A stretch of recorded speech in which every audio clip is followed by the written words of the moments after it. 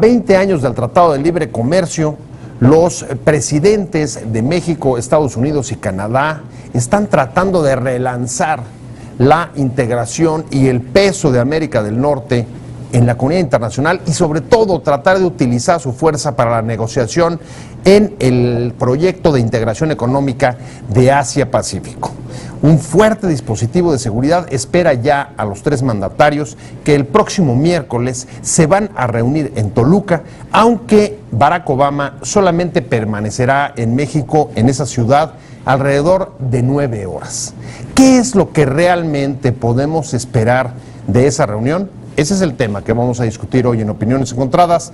Vamos rápido a ver algunas de las principales posiciones en este debate para regresar directamente con los invitados de hoy.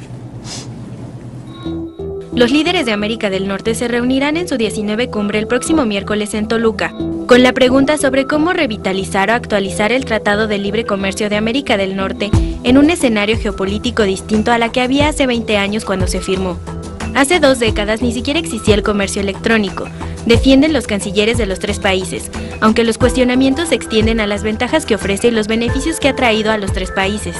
Los gobiernos de México, Estados Unidos y Canadá coinciden en que no es necesario abrir una renegociación del tratado, y más bien lo consideran una plataforma para proyectar a América Latina en la integración económica de la región del Pacífico, en la que participan los tres a través del TPP.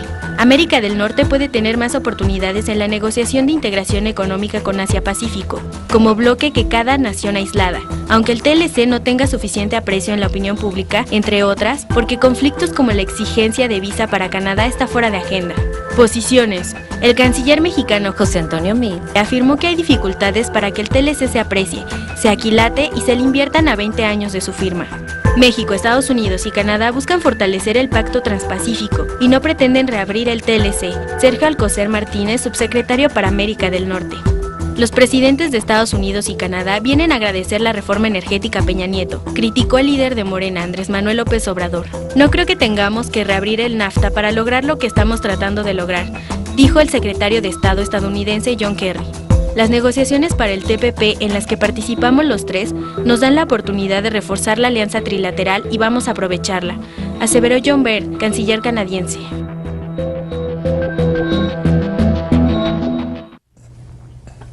Estamos de regreso en Opiniones Encontradas y vamos a discutir sobre qué podemos esperar de la cumbre trilateral de líderes de América del Norte que, como acaba de ver, se va a desarrollar el próximo miércoles en la ciudad de Toluca. Y para discutir sobre este tema, me da mucho gusto que están con nosotros en el estudio dos conocedores del tema desde distintas perspectivas. El diputado Fernando Zárate del PRD.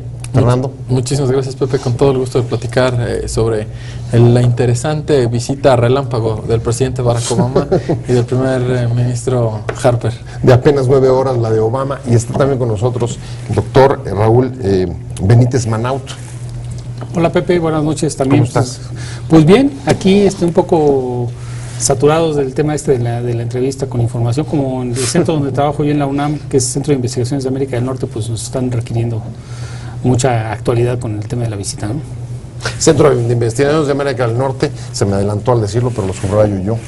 Y pues si quieren vamos directo a nuestro tema, porque es una reunión que comienza a levantar expectativas, pero en realidad creo que es necesario tratar de aterrizarlo un poco y saber, a ver, ¿qué podemos esperar de una reunión como estas a 20 años del Tratado de Libre Comercio, en el que incluso el propio canciller acepta, Fernando, que no ha logrado en la calle, en la opinión pública, levantar el aprecio que a lo mejor la comunidad comercial o económica sí le asigna, en tanto haya pues logrado desatar o promover los intercambios comerciales? ¿Por qué esta disociación? Bueno, depende de cómo sea la aproximación del tema. A mí me parece que para los mexicanos lo más importante es la bolsa. ¿El Tratado de Libre Comercio y la relación entre México, Estados Unidos y Canadá refleja en nuestra bolsa? No. No se ve reflejado en la economía del diario hacia los mexicanos. Entonces, esta visita puede ser, como muchas otras, una visita anecdótica. Es decir, puede pasar a la historia, visitaron Toluca, embellecieron el centro de Toluca y todos los mexicanos fuimos unos grandes anfitriones.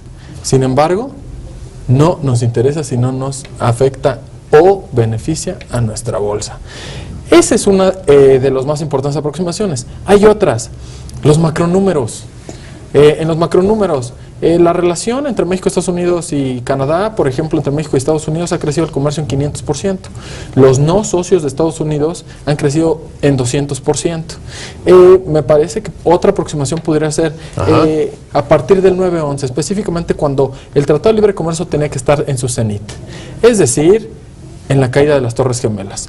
La regularidad constitucional de Estados Unidos no fue tal, levantaron el estado de emergencia y por ende todo el comercio entre México y Estados Unidos se complicó. ¿Por qué?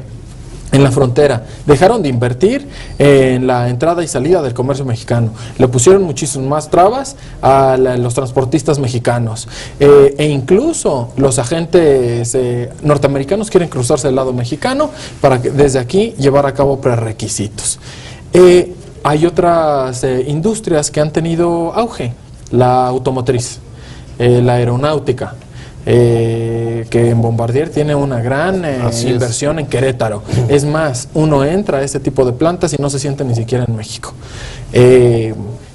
Las maquiladoras son muy eficientes, pero no hay una cadena productiva que ancle todo el desarrollo mexicano. Es decir, supongamos las sudaderas que todos conocemos, que dicen las letras y nombres de universidades, equipos, etcétera, que se hacen en Puebla o en otros lugares de la República, en el norte. En México no hay campo algodonero que lo anclemos a la cosecha y después a, bueno, evidentemente antes el sembrado, la cosecha y después generemos el hilo, le demos pintura y al final del día terminemos en una maquila transformando todo el producto de inicio a fin. No, los productos básicos y las materias primas, ¿de dónde vienen? De China. A ver, que se refleje en el bolsillo de los mexicanos. ¿Se le puede pedir eso a una reunión como la del próximo miércoles, Raúl? Digamos, no solamente en términos de bolsillo, sino podemos pedirle que se refleje en crecimiento o es suficiente con que se dé esa interlocución. Bueno, a una reunión no se le puede pedir que se refleje en el bolsillo de los mexicanos. A un proceso de 20 años sí se le puede pedir que se refleje en los bolsillos de los mexicanos. Yo tengo una perspectiva distinta a la del diputado, que en algunas cosas coincido, pero en otras no. Yo creo que hay ganadores y perdedores. Con el Tratado de Libre Comercio se está enterrando a un grupo de industriales que solo veían en el mercado interno, que no incorporaban tecnología,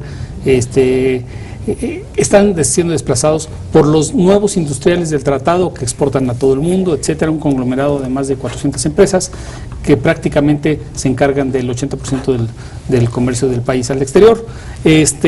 Entre los perdedores están algunos sectores agrícolas, otros sectores son ganadores, los que producen, digamos, hortalizas y verduras no tradicionales, son ganadoras. Los que producen bienes de consumo masivo para el pueblo son perdedores, entre otras cosas porque están apoyados por financiamientos del gobierno, etcétera, porque el maíz, el frijol se producen en tierras que a veces no tienen capacidades de riqueza de la naturaleza, no hay riego, no hay agua, no hay crédito, un montón de cosas. Unos se producen por grandes agricultores muy apoyados por el riego, otros no. Entonces, en estos procesos de libre comercio hay ganadores y perdedores. Hace 20 años pues China ni existía en el análisis de cómo iba a impactar en el comercio entre Canadá, México y Estados Unidos, y Europa era un boom tremendo, la euforia europea, pero es al revés. China es un factor decisivo del comercio mundial y Europa está en una crisis increíble. Entonces son variables que tienen que tomarse en cuenta, pero yo creo que en la bolsa de algunos mexicanos sí se ha reflejado el Tratado de Libre Comercio de forma positiva. En la bolsa de otros mexicanos no se ha reflejado de forma positiva. Y ahí hay que analizar los balances. La economía está mucho más estable. Si tú ves los 20 años del 94 para acá, los índices macroeconómicos son mucho más estables que del 94 para atrás. Así es. Del 74 al 94 son los años de las gigantescas devaluaciones, hundimientos de la caída del crecimiento del Producto Interno Bruto. De hecho, el tratado fue vendido a la población por el presidente Carlos Salinas de Gortari como casi el único mecanismo de poder sacar a flote la economía mexicana en términos de financiamiento, y se decía, bueno, si lo anclo el tratado a la economía de Estados Unidos y de Canadá, va a tener un ritmo de estabilidad mucho más fuerte. De hecho, algo de eso sucedió un año después del tratado con la gran crisis de diciembre del 94. Estados Unidos hizo un plan de rescate de México y eso evitó, dicen algunos, otros dicen que no es cierto, que continuara la devaluación, porque Estados Unidos hizo una bolsa de dinero para apoyar las reservas del gobierno mexicano. Todos son polémicas. Te invitamos a seguir cuestionando la información con los siguientes videos.